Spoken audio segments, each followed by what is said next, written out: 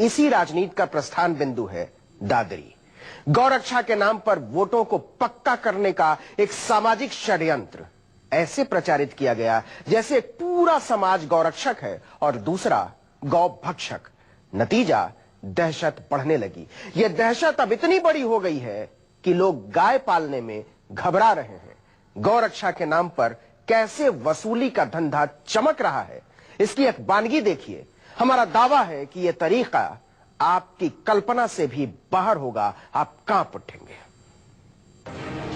कुछ लोग कहते हैं कि गाय हमारी माता है, कुछ कहते हैं गाय एक दुधारू पशु है, कुछ कहते हैं गाय एक आम चौपाया जानवर है, लेकिन जो न इधर है न उधर वो कहते हैं कि गाय अब एक दहशत का नाम है। नाम लेते भी डर लगता है क्योंकि दादरी की घटना के बाद लोग गाय पालने से डरने लगे। गाय अब एक दहशत का नाम हो गई है। जिनके पास गाय है वो खौफ में है, गाय बीमारी से भी मर जाए तो मुश्किल होती है। 2 दिन पहले की ही बात है, दादरी के ही चिठेरा गांव में एक खेत में एक बछड़े का पैर और सिर मिला। सैकड़ों लोगों की भीड़ इकट्ठा हो गई। पुलिस प्रशासन के हाथ पांव फूल गए। दंगाइयों को मौका मिल गया था। सन 47 से हमारे बड़े भी हैं और हमारी भी उम्र चली गई है। आज तक हम ऐसा नहीं होने की उम्मीद भी ना थी हमारे गांव में। साफ पता चल रहा था कि किसी ने साजिश की है। जानबूझकर मरे हुए जानवर के अंगों को फेंका गया था। हंगामा करने वाले मुट्ठी भर लोग थे, बाकी की भीड़ तमाशा देख रही थी। और इसी तमाशे में बवाल की आशंका ने पूरे जिले के अफसरों को पंजे के बल खड़ा कर दिया था। दादरी की ही 2 दिन पहले की एक और घटना कुड़ी खेड़ा गांव की है। यहाँ के किसान सतपाल और मनोज की गाय बीमारी से मर गई। दोनों भाई मरी हुई गाय को खेत में दफनाने ले जा रहे थे, तभी गौरक्षा समिति के कुछ गुंडे आ गए। हंगामा करने की धमकी देने लगे। ब्लैकमेलिंग शुरू हो गई, अगर पैसे नहीं दिए तो बवाल करवा दूंगा। पुलिस के आने पर किसी तरह से मामला रफा दफा। खेड़ा में एक घटना हुई थी और वहाँ पर एक सतपाल और मनोज के बछड़े के देहांत हुआ था।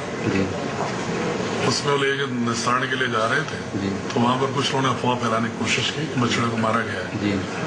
तो उसमें उसकी तहरीर पर, मनोज की तहरीर पर दीपक नाम व्यक्ति को जो अफवाह फैला के लोगों को भीड़ जुटा रहा था, उसके विरुद्ध 153 IPC में कार्रवाई की गई है। हालात देखिए कि रोज रोज की इन घटनाओं से परेशान पुलिस प्रशासन ने अब गांव के प्रधानों को अलग से जिम्मेदारी दी है। वो एक रजिस्टर रखे, गांव में बीमारी से मरने वाले हर पशु के मालिक का नाम दर्ज किया जाए। पशु की मौत कैसे हुई, उसे कैसे दफनाया गया, सबकी जानकारी रखी जाए। उसका फोटो खींच कर रखा जाए। एक समिति बनाकर इसकी देख रेख हो। 10 लोगों को नामजद किया गया था इसमें पीड़ित पक्ष द्वारा। 8 लोग गिरफ्तार हो गए, 2 पर दबिश जारी है और जल्दी हमारी उम्मीद है कि पुलिस गिरफ्तार कर लेगी। जानवर पालने वाले हलकान हुए जा रहे हैं। कब किसका जानवर एक मुद्दा बन जाए पता नहीं। इंसानों की बस्ती में जानवरों की हिफाजत भाईचारे की मौत की कीमत पर की जा रही है। मोहम्मद यूसुफ के साथ मोहम्मद अनीस, नोएडा, न्यूज़ 24। हमारी गाय राजनीति की गंदगी की शिकार हो गई है, उसके षड्यंत्र की शिकार हो गई है, उसके प्रतिकार की शिकार हो गई है।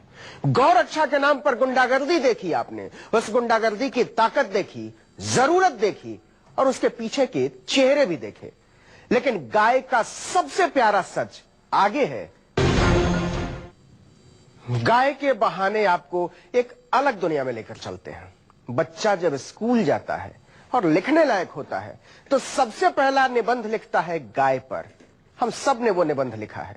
आज उस निबंध को याद करने की जरूरत है, क्योंकि वो निबंध हमें बचपन की उन गलियों में लेकर जाता है जहां आदमी और अक्षरों के बीच बैर नहीं था।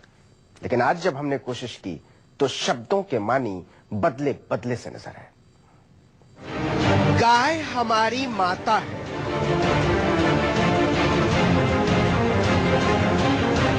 गाय एक पालतू जानवर है।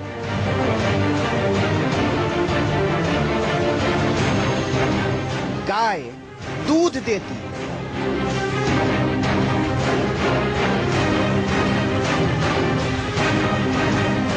गाय जंगली जानवर नहीं है।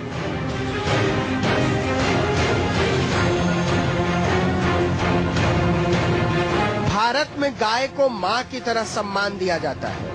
अपने बहू बच्चों की रक्षा करना हमारा परम अधिकार है। गाय कई रंगों और किस्मों की होती है।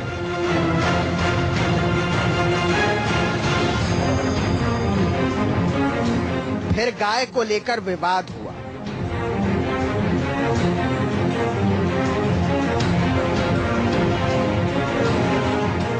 गाय धर्म के आधार पर बंट गई। गौ हत्या करने वालों के खिलाफ कठोर कार्रवाई किया जाए। गाय हिंदुओं की पहचान हो गई।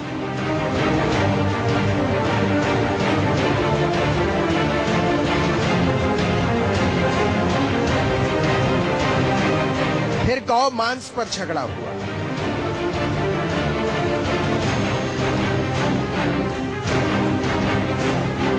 फिर गौ सेवा दल बने। फिर गौ रक्षक दल बने। गाय को लेकर राजनीति होने लगी। वैसी साहब अपनी राजनीति करने गए थे, वो राजनीति करके आ गए। गाय को लेकर इंसान मारे जाने लगे। गौ मांस खाने वाले उनके साथ यही हश्र होना चाहिए। फिर गाय को लेकर दादरी हुई। गाय को लेकर अखलाक मारा गया।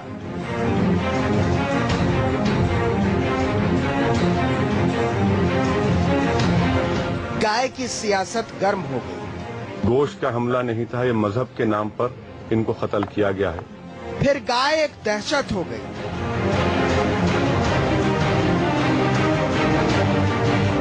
अब गाय एक मुद्दा है। गाय बची रहे, गोपालक बचे रहे, हमारी सभ्यता बची रहे, हमारी संस्कृति बची रहे, इसकी एक छोटी सी शर्त है, ये देश बचा रहना चाहिए।